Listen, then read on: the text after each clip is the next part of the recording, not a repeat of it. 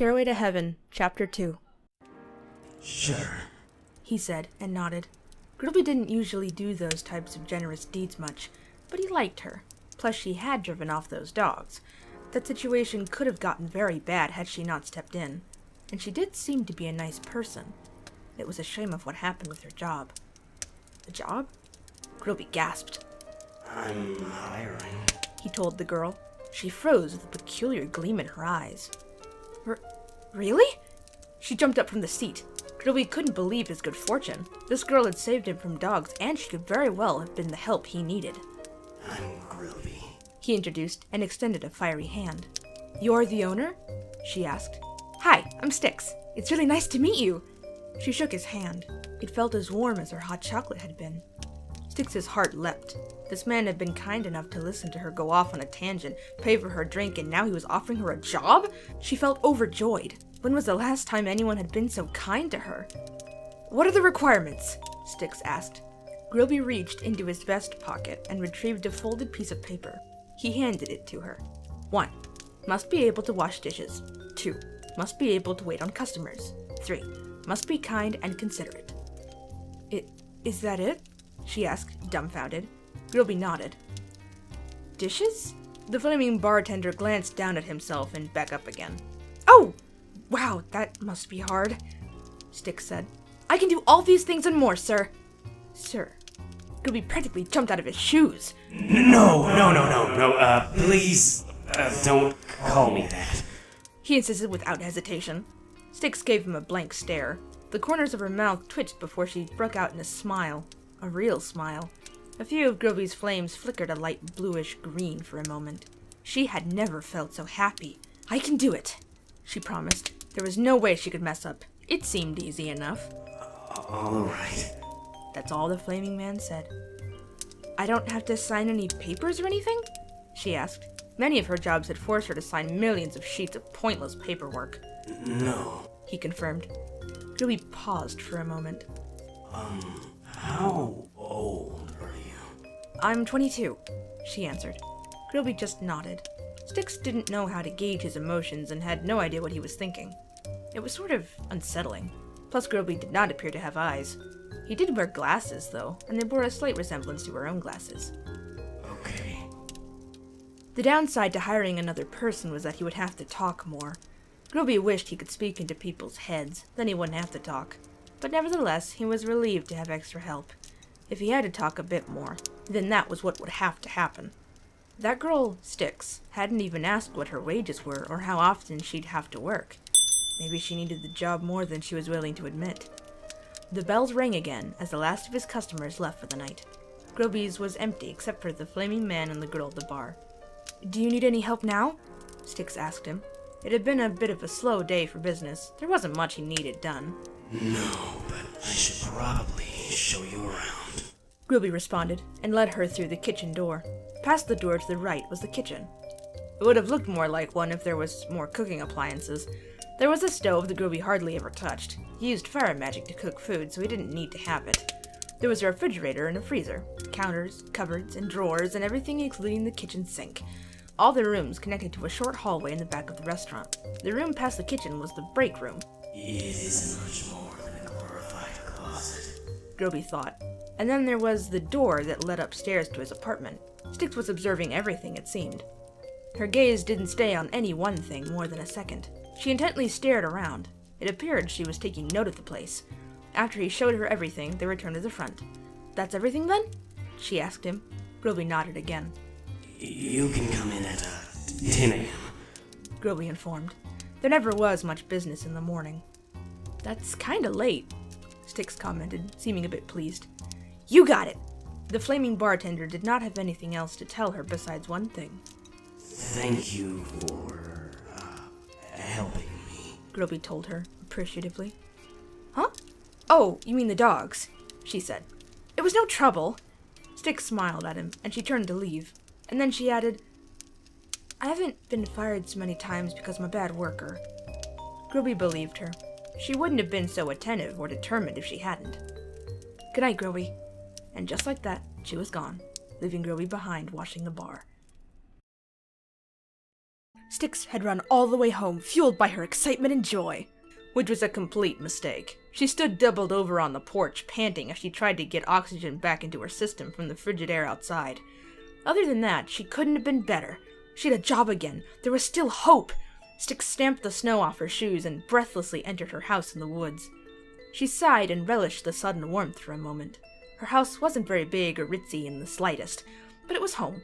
The front door opened into the living room, where an old clock was ticking on the wall. It was about 20 minutes past 12, and Styx was beat as she took off her coat and went on with getting ready for bed. Her routine slipped by in a haze, and all she remembered was climbing into bed, promising that she would do everything she could to keep her new job. Then she was out like a candle in the wind.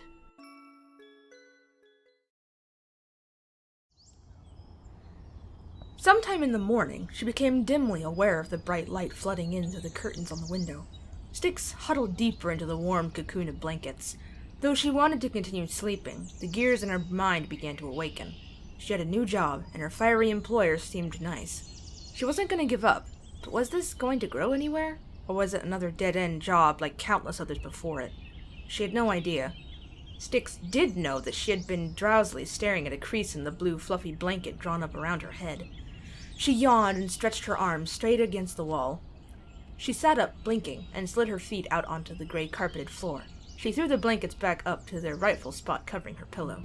Styx went into the kitchen. I remembered to set the coffee to make it in the morning. She retrieved a mug from the cupboard and filled it about 3/4 full. Then she dumped French vanilla creamer in her cup and stirred it after she returned the bottle to the fridge. Her coffee might as well have been all creamer, because that's how light it turned, which was the best. There was so much creamer that she didn't need sugar. Styx opened the blinds over the window in the living room. She winced and squeezed her eyes shut against the sudden brightness. She blinked. The light reflecting off the snow on the ground under the trees was blindingly white. Something that Styx did like no one else was that she didn't sip her coffee. She drained the whole mug by the window, looking out at the snow. She set her cup down on the coffee table in front of the couch and went to refuel the fireplace. It was still burning, but she threw in a few more logs of firewood so it didn't burn out while she was gone. There was plenty of wood for a few weeks, sitting cut outside with a tarp over it. She glanced at the clock, 8:27 a.m. She decided to get a shower and get changed. Styx didn't bother with drying her hair. It would dry fast enough on its own. She put on a clean pair of jeans, a plain green t-shirt, and a thick black hoodie. There was a logo for Fender on the front with a silver electric guitar. She popped a bagel in the toaster and flopped down on the couch, waiting for her bagel. Her toaster took forever to heat up, so she had some time. There wasn't much else to do, so naturally, she pulled her guitar case out from under the couch. Styx held her old acoustic guitar and picked out a few chords. They began to transform into an old tune she once knew. Truly, Madly, Deeply by Savage Garden. It was definitely a sappy love song, which she found terribly annoying. This better not get stuck in my head. Once, she had that song stuck in her head for 2 weeks straight. It was the worst torture imaginable. The only way that any of those songs could be corrected was to change the lyrics into something so absurd that you would forget the original song. You could say Styx had a knack for making dumb parodies, which was exactly what she did. I wanna wolf down all of the snack food. I'm gonna eat all the nacho cheese. There's nothing left for you or the others. After I eat this, I better leave. That's all that she got before the toaster went off. It made her jump suddenly. Styx returned the guitar to its case, back under the couch, and went to the kitchen again. She opened a drawer, grabbed a knife, and thrust it next to the toaster. Then she got a jar of peanut butter and a bottle of honey from a cupboard above the sink and a paper plate. After generously slathering on the peanut butter and honey, she took it into the living room, turned on the television, and ate it. Peanut butter and honey bagels were her favorite. She used to eat them with her family when she was little. What was on the TV today? Mettaton. What was on yesterday? Mettaton. What will be on TV tomorrow and next week and next month and for the foreseeable future? Mettaton. Mettaton. Mettaton. Styx did not understand the Underground's obsession with watching a television on wheels on her television that did not have wheels. She had heard once that the Underground used to have a popular singer, but then Mettaton stole everything. After all, the Buggles had told it as it was. Video killed the radio star. There weren't enough bagels in the world to fix that, so if she ever had the time, Waterfall was a good place for finding human things. Movies, books, odds and ends, and instruments. That was where she found her guitar. And humans definitely did not watch Mettaton. Now they had culture, they had real music and art. There was so much more to their lives than trying to survive day to day. Sure, some of them had it bad. In other countries, people were starving or homeless. Styx hadn't even seen the sun in 11 years. She sighed and kept eating her breakfast, becoming aware that peanut butter was sticking to the roof of her mouth. It wasn't her fault she was trapped in the underground, but there wasn't anything she could do about that. Styx slowly struggled to unstick the peanut butter from her mouth with her tongue. She switched off the TV, she hadn't even been watching anyways, and got up to throw away her plate. The time was 9:34. It was about half an hour until she had to report for work. She felt a little nervous, to be honest. It didn't make sense. She couldn't see any reason to have butterflies in her stomach, and it wasn't really like her to get nervous. Come on, don't get the jitterbugs. Her glasses. Somehow she'd forgotten to put them on, Styx realized, and went to retrieve them. Apparently, she'd also forgotten to turn the lights off. She turned off the lights. There was enough magical light shining in from the window outside.